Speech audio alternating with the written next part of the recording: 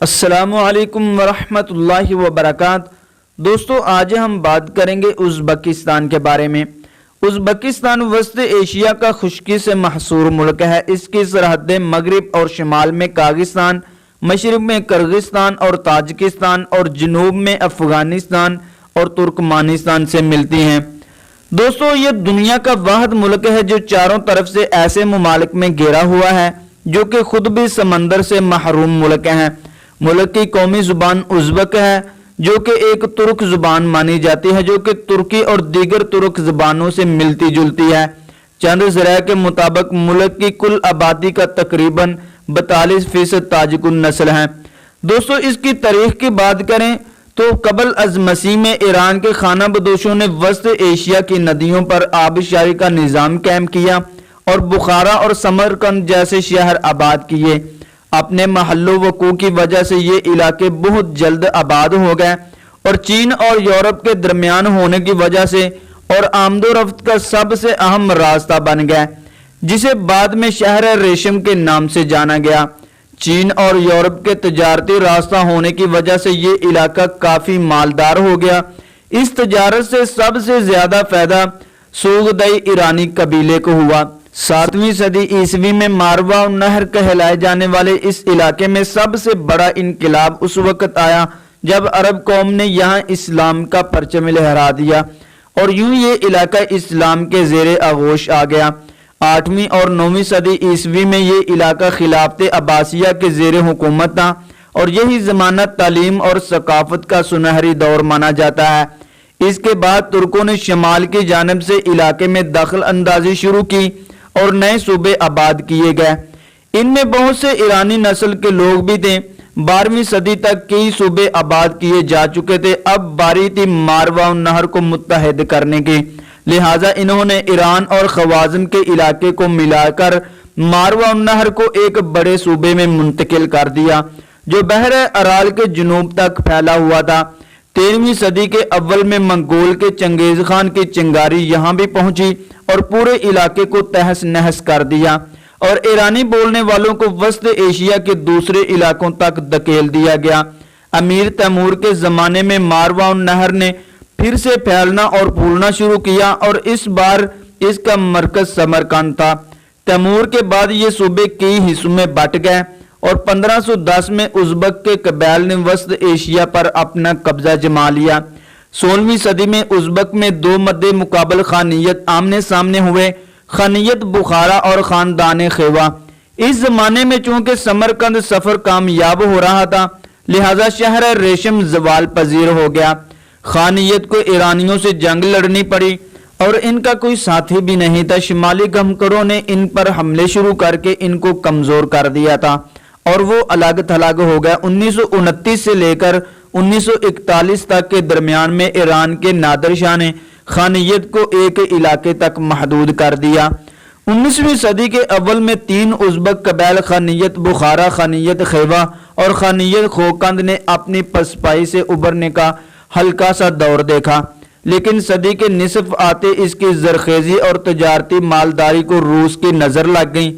خصوصاً اس کی کپاس کی کھیتی ایک اہم ذریعہ تھی جس سے یہاں خوب تجارت ہوتی تھی۔ روس نے اسی لالچ میں وسط ایشیا میں اپنی پوری فوج لگا دی۔ 1876 میں روس نے تینوں خانیت پر قبضہ کر لیا اور موجودہ دور کا ازبکستان اس کی زیر حکومت آ گیا اور خانیت کے اختیارات کافی حد تک محدود کر دیے گئے۔ 19ویں صدی کے دوسرے نصف میں روس نے ازبکستان کی روسی آبادی نے ترقی کی اور یہاں انڈسٹری کا آغاز ہوا۔ 20ویں صدی کا آغاز جدت پسند تحریک کے بیج لے کر ابھرا اور موجودہ ازبکستان میں شروع ہوئی یہ تحریک نے روس کو یہاں سے بھگا دینے کی مانگ شروع کر دی۔ 1916 میں وسط ایشیائی لوگوں کی پہلی جنگ عظیم میں حصہ لینے کے جواب میں ازبکستان اور دیگر علاقوں میں ایک پرتشدد حزب اختلاف کا آغاز کیا گیا۔ 1917 میں زار کے خاتمے کے بعد جدت پسندوں نے خانیت خوقند میں ایک مختصر مدتی آزاد ریاست قائم کی۔ بولشوک جماعت کے ماسکو میں اقتدار حاصل کرنے کے بعد جدت پسند 2 حصوں میں بٹ گئے۔ ایک نے روسم کمیونزم کو اپنایا تو دوسرے نے عام ترقی پسندی کو اختیار کیا۔ اور اسی سے بسماچی تحریک کی ابتدا ہوئی۔ چونکہ یہ تحریک 1920 کے اول میں کچل دی گئی تھی، لہٰذا فیض اللہ خوجائے جیسے علاقائی لیڈروں نے ازبکستان میں طاقت حاصل کر لی۔ 1924 میں سوویت اتحاد نے ازبک سوویت سوشلسٹ ریپبلک قائم کیا، جس میں موجودہ تاجکستان اور ازبکستان شامل تھے۔ 1929 میں تاجکستان ایک آزاد ریاست بن گیا، جس کا نام تاجک سوویت اشتراکی جمہوریہ رکھا گیا۔ 1920 اور 1930 میں وسیع پیمانے پر فصل کٹائی کی وجہ سے وسط ایشیا ایک بڑے قحط کا شکار ہو گیا۔ 1930 میں فیض اللہ خوجائے اور دیگر لیڈروں کو سوویت لیڈر جوزف وی اسٹالن نے دھوکہ دے کر قتل کر دیا۔ ازبکستان کی سیاست اور معیشت کی روسی کاری کا دور 1930 سے لے کر 1970 تک چلا۔ اس دوران میں روس نے ہر طرح سے علاقے کو لوٹا اور برباد کیا۔ دوسری جنگ عظیم کے دوران میں اسٹالن نے کفکاز اور کرائمیا کے تمام قومی گروہوں کو جلا وطن کر دیا اور سب کو ازبکستان بھیج دیا تاکہ وہ لوگ جنگ کے خلاف کوئی متنوع حرکت نہ کر سکیں۔ 1970 کے آس پاس ازبکستان پر ماسکو کا تسلط کمزور ہوتا گیا، کیونکہ ازبک پارٹی کے لیڈر شرف راشدی نے اپنے رشتہ داروں اور دوستوں کو حکومت کے عہدوں پر فیض کر دیا تھا۔ 1980 کی دہائی کے وسط میں روس نے پھر سے ازبکستان پر قبضہ کرنے کی کوشش کی اور وہاں کے سیاسی لیڈروں کو جلا وطن کرنے لگا۔ اس حرکت سے ازبک قومیت کو جلا ملی، جو کہ اب تک روسی پالیسیوں سے خفا ہے، جیسے کپاس کا مکمل نفع روس کو جانا اور اسلامی اقتدارات کو ختم کرنا اس میں شامل تھا۔ 1980 کی دہائی میں سوویت اتحاد کے رہنما میخائیل کی لبرل پر مبنی پالیسیوں اور ماحول نے سیاسی مخالف طاقتوں کو جنم دیا اور ازبکستان کی سماجی پالیسی کی مخالفت شروع کی گئی۔ 1990 میں نسلی پرتشدد واقعات کے نئے سلسلے کو شروع کیا گیا، جس کے بعد ازبک نسل کے اسلام کریموں کو کمیونسٹ پارٹی کا صدر بنا دیا گیا۔ 1991 میں ازبکستان کی سوویت نے سوویت اتحاد سے آزادی کا اعلان کر دیا اور اسلام کریموں آزاد ازبکستان کے پہلے صدر منتخب ہوئے۔ 1992 میں ازبکستان کو نیا دستور ملا، مگر مرکزی حزب اختلاف برلیگ پر پابندی لگا دی گئی اور میڈیا کو دبانا شروع کیا گیا۔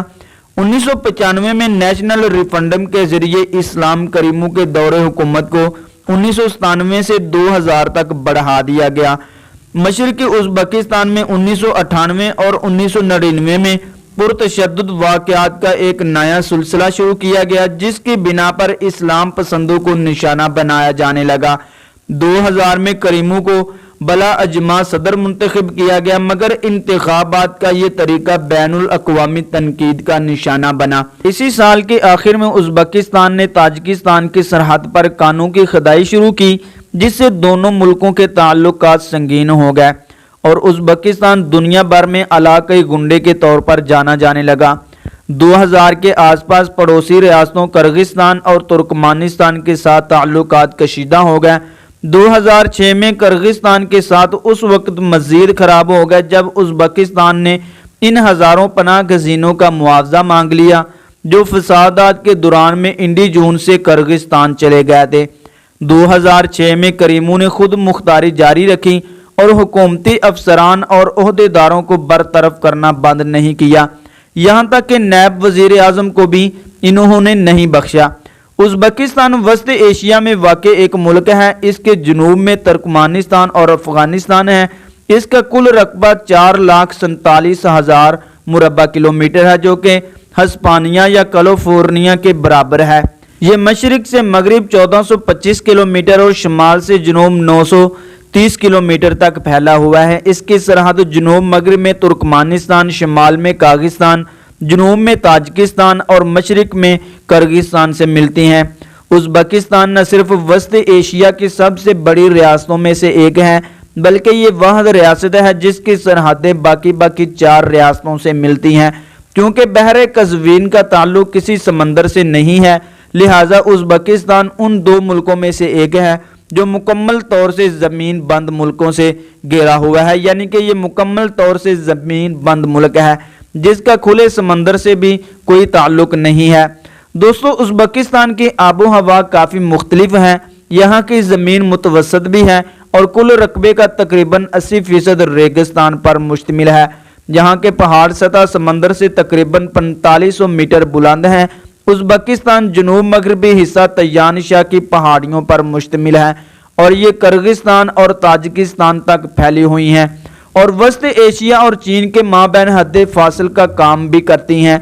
उज़्बेकिस्तान के इंतहाई शिमाल में किर्गिज़ कौम नामी रेगिस्तान है जो कागिस्तान के जनूबी हिस्से तक फैला हुआ है। उज़्बेकिस्तान का सबसे ज़रखेज़ हिस्सा वादी फरगाना है जिसका कुल रकबा 21,440 मुरबा किलोमीटर है और किर्गिज़ कौम के मशरिक में वाक़ है जो शिमाल जनूब और शिमाल मशरिक की जानब से पहाड़ से घेरा हुआ है।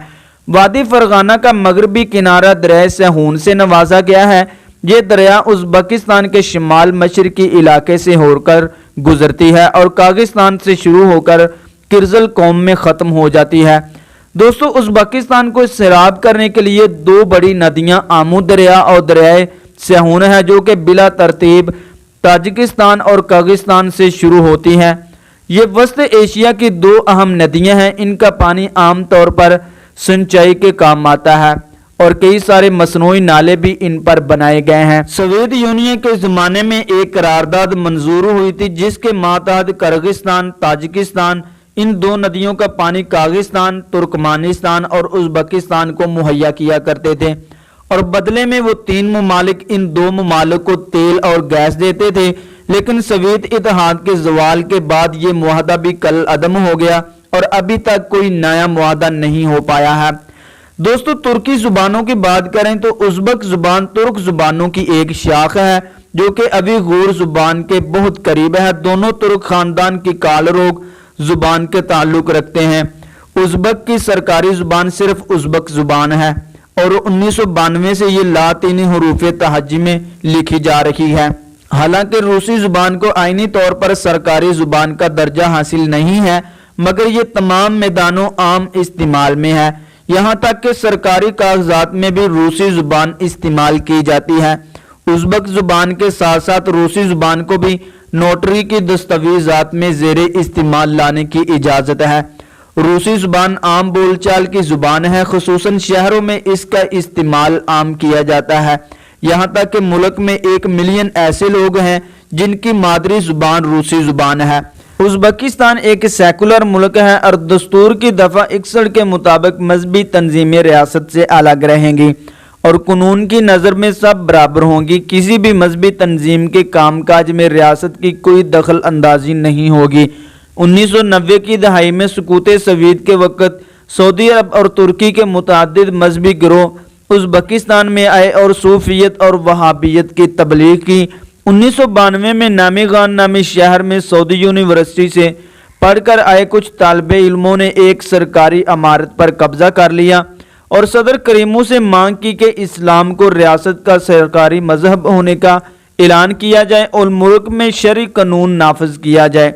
हालांकि इनका यह मंसूबा कामयाब नहीं हो सका और हुकूमत ने इन पर गलबा हासिल कर लिया। इनका सरगना अफगानिस्तान फरार हो गया और फिर पाकिस्तान चला गया। इसे बाद में इत्तेहादी अफवाज ने शहादत दे दी। 1992 और 1993 में 50 मुबल्लिगीन को सऊदी अरब से भगा दिया गया।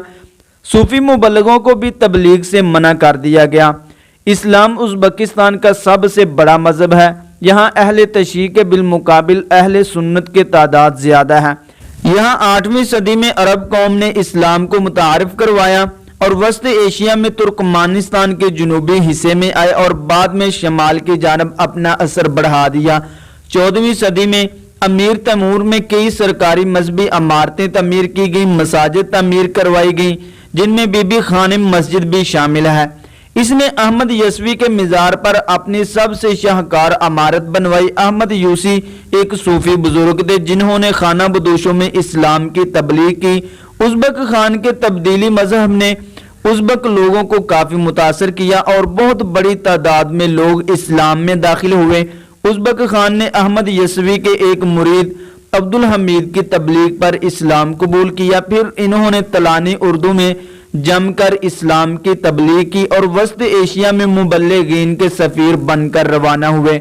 سوویت اتحاد کے دور میں ماسکو نے کامیابی سے ازبک باشندوں کے ذہن میں اسلامی مطلب کو توڑ مروڑ کر پیش کیا اور ان کی نظر میں اسلام کے معنی ہی بدل گئے۔ انہوں نے وسط ایشیا میں ایک مد مقابل اسلامی ذہانت تیار کی۔ حکومت نے بھی مذہب مخالف تنظیموں کی بھرپور مدد کی اور اسلامی تحریکوں کو کچلنے میں کوئی کسر باقی نہ رکھی۔ یہی نہیں بلکہ مسلمانوں کو جبراً تبدیلی مذہب کروایا گیا۔ جوزف استالن کے عہد میں متعدد مساجد کو شہید کر دیا گیا اور مسلمانوں کی ایک بڑی تعداد کو جلا وطن کر دیا گیا۔